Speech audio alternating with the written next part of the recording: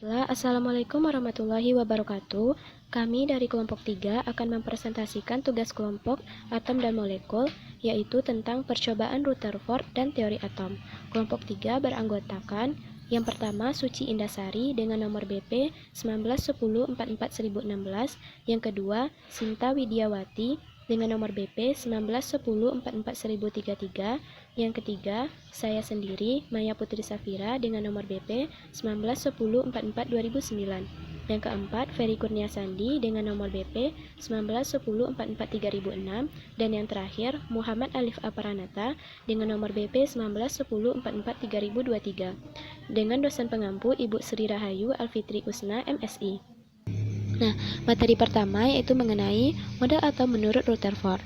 Nah, menurut Rutherford, model atomnya dapat kita lihat pada gambar yang ditunjuk, yaitu menjelaskan yang pertama, atom sebagian besar terdiri dari ruang hampa dengan satu inti yang bermuatan positif, dan satu atau beberapa elektron yang berada di sekitar inti, seperti planet-planet yang bergerak dalam sistem tata surya. Massa atom sebagian besar terletak pada intinya. Yang kedua, atom secara keseluruhan bersifat netral, muatan positif pada inti sama besarnya dengan muatan elektron yang beredar di sekitarnya. Muatan positif pada inti besarnya sama dengan nomor atom dikalikan dengan muatan elementer. Yang ketiga, inti dan elektron tarik-menarik. Nah, gaya tarik-menarik ini merupakan gaya sentripetal yang mengendalikan gerak elektron pada orbitnya masing-masing, seperti gravitasi dalam tata surya. Yang keempat, pada reaksi kimia, inti atom tidak mengalami perubahan. Yang mengalami perubahan ialah elektron-elektron pada kulit terluar. Saya Sinta Widiawati dengan NIM 1910441033 akan melanjutkan hasil presentasi kelompok kami tentang percobaan Rutherford sehingga menemukan model atom yang baru. Ernest Rutherford merupakan seorang ilmuwan Inggris yang akan bekerja sama dengan asistennya yang bernama Geiger dan Marsden menguji kebenaran model atom Thomson pada tahun 1911. Mereka akan melakukan percobaan sesuai dengan gambar di samping. Rekan-rekan bisa melihatnya. Mereka mencoba menembakkan sinar alfa melalui celah pelat timbal dan ditumbuhkan dengan lempeng emas tipis yang berukuran sekitar 0,01 mm. Untuk mendeteksi partikel alfa yang keluar dari lempeng emas, maka mereka pasang layar yang berlapis tipis yang sulfida. Apabila partikel alfa bertumbukan dengan lempeng tersebut, maka akan menyebabkan nyala sekilas atau fluoresensi yang terlihat secara jelas. Setelah Rutherford dan rekan-rekannya melakukan percobaan, maka dapat disimpulkan hasil pengamatan Rutherford. Yang pertama, sebagian besar sinar alfa dapat menembus lempeng emas dengan lurus. Hal ini terjadi karena tidak dipengaruhi oleh elektron-elektron, karena sebagian besar bagian atom merupakan ruang kosong. Yang kedua, sebagian kecil sinar alfa dibelokkan. Hal ini terjadi karena lintasannya terlalu dekat dengan inti atom sehingga dipengaruhi oleh gaya tolak inti atom. Karena pada inti atom bermuatan positif.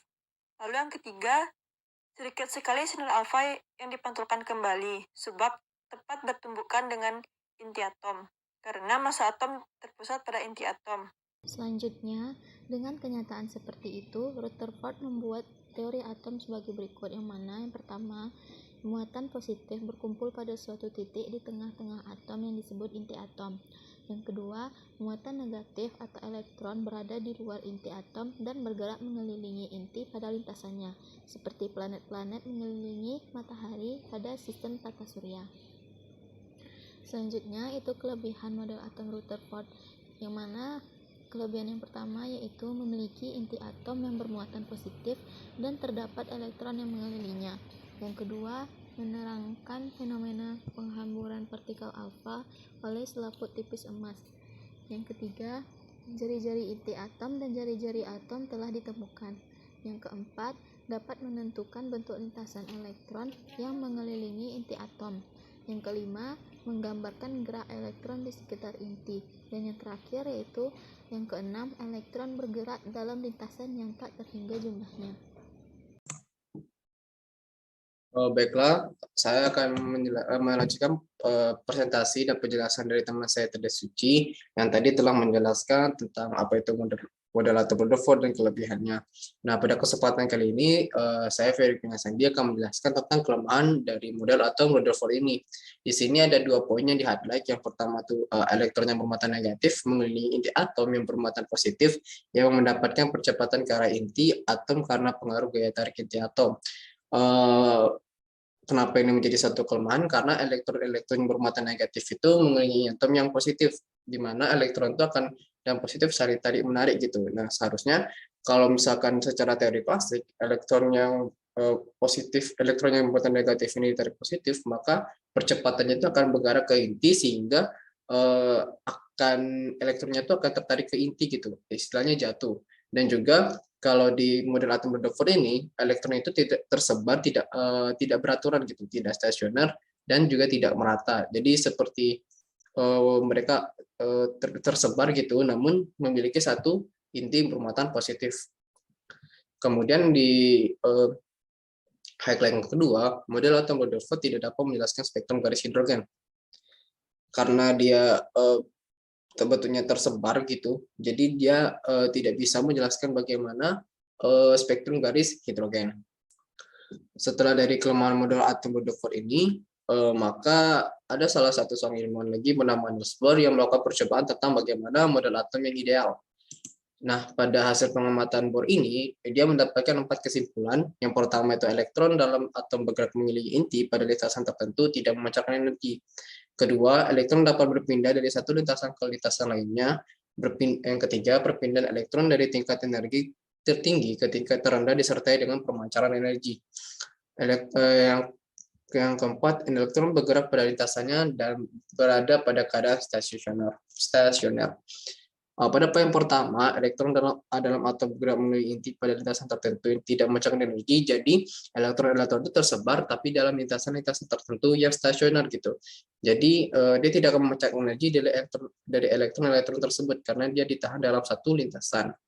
Yang kedua, elektron tersebut dapat berpindah lintasan, misalkan masuk ke dalam menuju inti atau keluar dari menuju inti gitu. Nah, elektron yang berpindah ini pasti seperti poin ketiga, perpindahan elektron tersebut memerlukan energi. Nah, energinya dari energi tertinggi sampai ke rendah. Ketika memerlukan energi untuk pindah lintasan, maka disertai dengan pemancaran energi, dan energi ini adalah energi foton atau cahaya. Nah, kemudian elektron bergerak pada lintasannya berada pada keadaan stasioner. Jadi elektronnya itu tetap berada pada lintasannya gitu, dan berpindah ketika perlu atau energinya tuh di lintasan tersebut sudah lebih gitu atau kurang. Kelebihan model atom Bohr. Menjelaskan formula Bohr mengenai garis emisi spektral atom hidrogen. Meskipun formula Bohr sudah dikenal secara eksperimental, tetapi tidak pernah mendapatkan landasan teoritis sebelum model atom Bohr dikenalkan. Selain itu, memberikan justifikasi hasil empirisnya dalam hal suku-suku konstanta fisika fundamental. Selanjutnya adalah kelemahan dari model atom Bohr. Walaupun model atom Bohr cukup untuk memodelkan spektrum hidrogen, model atom Bohr ini terbukti tidak cukup untuk memprediksi spektrum elemen yang lebih kompleks. Mungkin sekian dari Alif, dikembalikan. Baiklah, mungkin sekian dari kelompok kami. Terlebih dan terkurang kami mohon maaf. Kami tutup. Assalamualaikum warahmatullahi wabarakatuh.